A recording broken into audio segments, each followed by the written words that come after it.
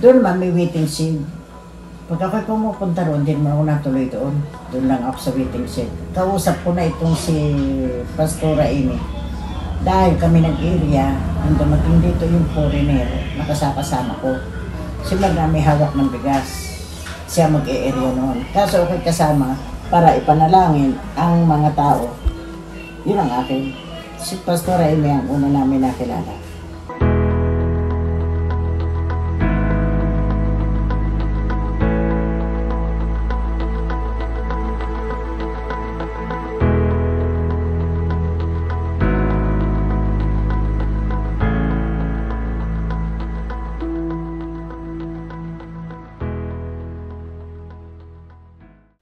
Mapagpalang araw po sa inyong lahat.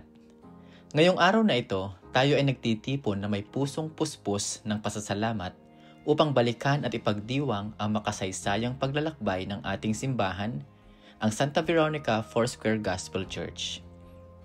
Mula sa simpleng simula hanggang sa pagiging buhay na komunidad ng pananampalataya na mayroon tayo ngayon, ang ating kwento ay hindi lamang tala ng mga taon, kundi patotoo ng katapatan, kabutihan, at kapangyarihan ng Diyos sa ating kalagitnaan.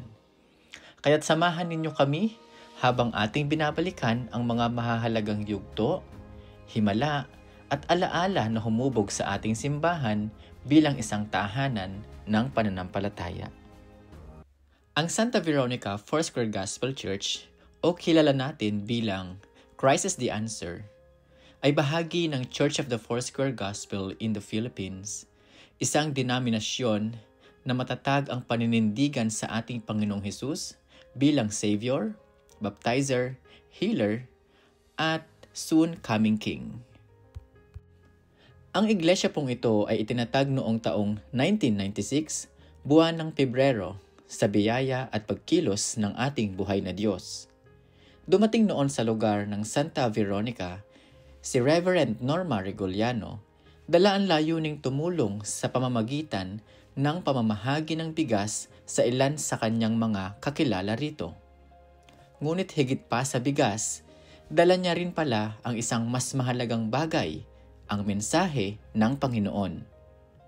Hindi man alam ng pamilyang kanyang tinulungan, ang Diyos ay mayroon ng dakilang layunin, ang maibahagi ang kanyang salita sa mga tao ng Santa Veronica. Sa mga araw ng pagbabalik-balik ni Pastora Norma, unti-unti nang lumalalim ang koneksyon, hindi lamang sa mga tao, kundi sa kalooban ng Diyos para sa lugar na ito. At mula sa simpleng pamamahagi ng tulong, isang Bible study ang naitayo sa loob ng tahanan na kanyang tinulungan. Ito na ang naging binhi ng pananampalataya, ang unang hakbang patungo sa pag-usbong ng Santa Veronica Foursquare Gospel Church. Sa biyaya at habag ng ating Panginoon, isinilang ang Santa Veronica Foursquare Gospel Church noong Hulyo 1996. Makalipas ang ilang buwan ng patuloy na gawain, ang iglesia ay formal na kinilala noong ika-2 ng Disyembre sa kaparehang taon sa pamamagitan ni Reverend Joel Alvero bilang bahagi ng Church of the Foursquare Gospel in the Philippines. Sa puspusang pagtutulungan ng mga kapatiran at sa taos-pusong pahintulot ng aming mahal na si Nanay Flor Sava, ginamit ang bahagi ng kanyang lupa bilang unang tahanan ng iglesia. Sa lugar na ito, unti-unting naitayo ang isang simpleng sambahan, isang lugar ng panalangin, pag-asa at muling pagbangon. Hindi ito nagsimula sa engrandeng estruktura, kundi sa matibay na pananampalataya at pagkakaisa ng puso ng mga unang mananampalataya. Pinasimulan ang gawain sa mga prayer meeting, Bible study, at sa maliit na grupo ng mga prayer intercessors. Walang sinayang na pagkakataon ang aming pastora sa pangunguna ng mga espiritual na gawain. At dahil dito, kami ring mga miyembro ay nahamon at lumago sa pananampalataya. Bagamat dumaan sa maraming pagsubok, bagyo ng buhay at personal na hamon, hindi kami iniwan ni pastora. Sa halip, matyaga niya kaming tinuruan ng salita ng Diyos at pinalalim ang aming pagkaunawa sa kahalagahan ng relasyon at tapat na paglilingkod sa Panginoon. Mula sa 5 miyembro, naging 10 at kalaunay lumawak pa ang bilang, kabilang na ang mga kabataan at mga bata na lumago rin sa pananampalataya. Ako man, na noon ay simpleng estudyante sa kolehiyo, ay naturuan at naalagaan ng inyong lingkod. Sa kalaunan, nakapagtapos sa Bible School at naging ganap na pastor, bunga ng biyaya ng Diyos sa pamamagitan ng iglesyang ito. Sa pagdaan ng panahon, dumarami ang kumikilala sa Panginoon. Maraming nanay, tatay at buong pamilya ang binago ng Diyos at hanggang ngayon ay matapat pa ring naglilingkod. Bagamat may ilan sa ating mga kapatiran ang namayapa na, patuloy na nagpapadala ang Panginoon ng mga bagong kaluluwa, mga taong kasalukuyan nating kasama sa paglilingkod, patunay ng kanyang walang hanggang pagkilos sa ating kalagitnaan. Sa paglipas ng panahon, nanatiling tapat ang ating Panginoon sa kanyang iglesia. Kaya tuwing kami ay nagdiriwang ng anibersaryo, hindi hadlang ang ulan ni ang malalakas na bagyo. Minsan ay halos abuti na ng baha, ngunit ni minsan ay hindi kami nagpaliban ng selebrasyon, sapagkat alam naming ang Diyos na aming pinaglilingkuran ay buhay at makapangyarihan. Kami ay nananampalataya at umaasa na kailanman ay hindi niya kami pababayaan.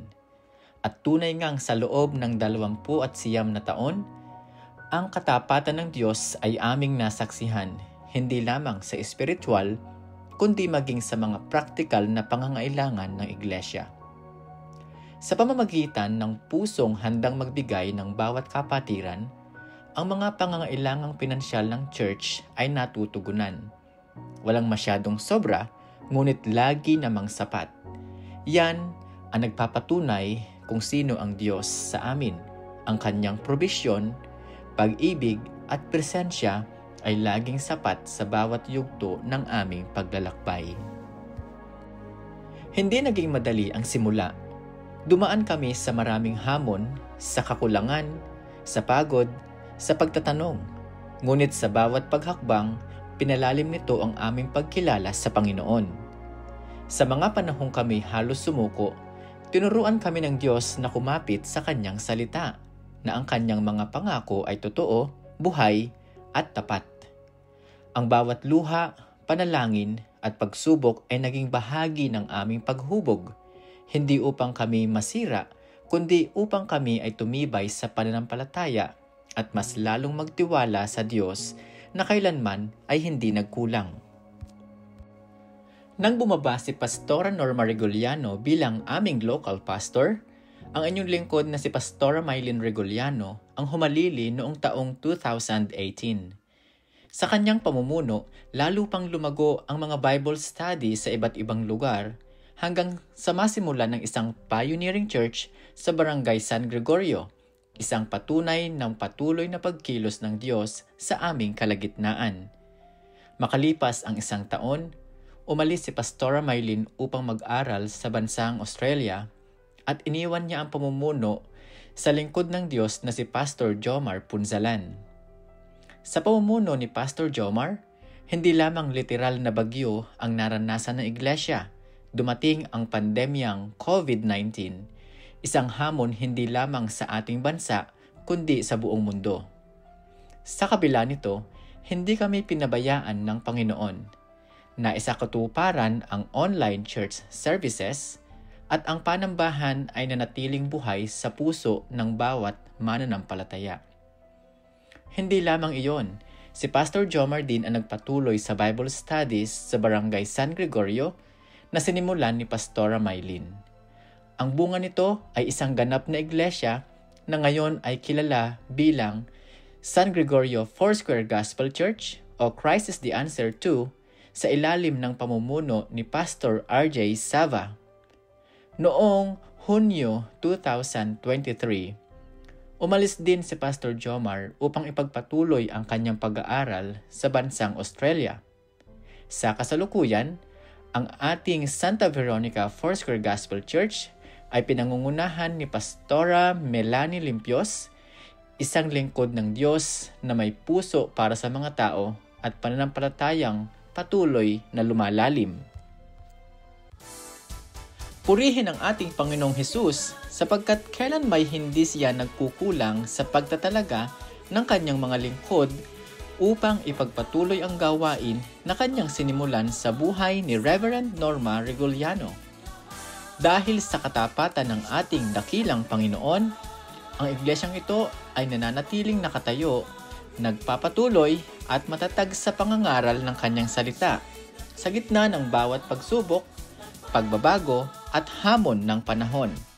Kaya't sa araw na ito, tayo ay nagkakaisang nagdiriwang hindi lamang ng mga taon ng paglilingkod, kundi ng katapatan at kadakilaan ng Diyos sa ating lahat.